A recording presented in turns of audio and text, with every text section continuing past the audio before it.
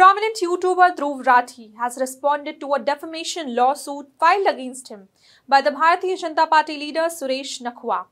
The lawsuit, which has drawn considerable attention, accuses Rathi of making defamatory statements in a video titled "My Reply to Godi YouTubers," Elvish Yadav Dhruv Rathi uploaded on his YouTube channel. The case revolves around Rathi's characterization of Nakhwa as Hinsak Galibaz, which roughly translates to violent and abusive troll in the video. Nakhwa, who serves as a spokesperson for the Mumbai unit of the BJP, claims that Rathi's remarks have significantly harmed his reputation, and he also sought rupees 20 lakhs in the damage. The lawsuit also seeks an order to restrain Rathi from creating or publishing any content that may be derogatory towards Nakhwa. Hello and welcome. This is Akanksha and you're watching HW News English. Let's try to understand the whole incident. Rathi, in his reply filed before the court, argued that Nakhwa has a history of using foul language against the public figures, including politicians and journalists on the social media platforms. He pointed out specific tweets where Nakhwa allegedly used derogatory language against prominent figures like Sonia Gandhi, Barkha Dutt and Suhail Seth. Rathi also claimed that Nakhwa's past behavior is relevant to understanding the context in which he referred Nakhwa in the video. According to the bar and bench, Rathi accused Nakhwa of deliberately concealing key information from the court to obtain favourable order. He stated that Nakhwa did not provide the visual representation of the alleged defamatory portions in the impunged video, which Rathi believes are crucial in determining the validity of the allegations. According to Rathi, this omission was a deliberate attempt to mislead the court and seek an ex parte ad interim relief based on false urgency and injury.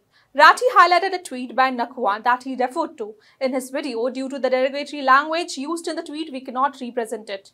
Though Rathi argued that this tweet exemplifies the type of language Nakhwa has used publicly, which justified Rathi's characterization of him as an abusive troll.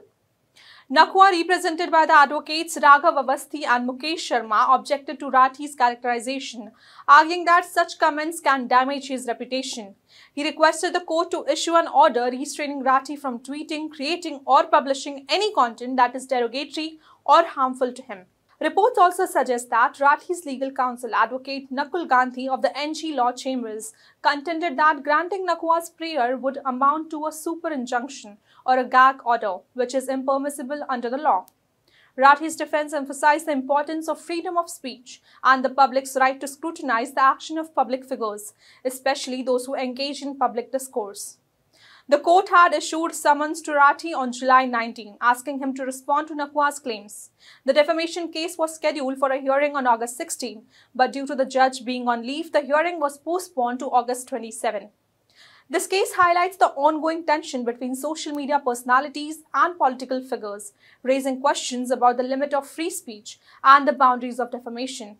As the legal battle unfolds, it will be closely watched by both supporters and the critics of Dhruv Rathi, who has built a reputation for his critical commentary on social media and political issues in India. That's all for this news report. Till then, keep watching HW News English and also download our app HW News Shorts for the latest news and updates. Stay ahead with our cutting-edge news app.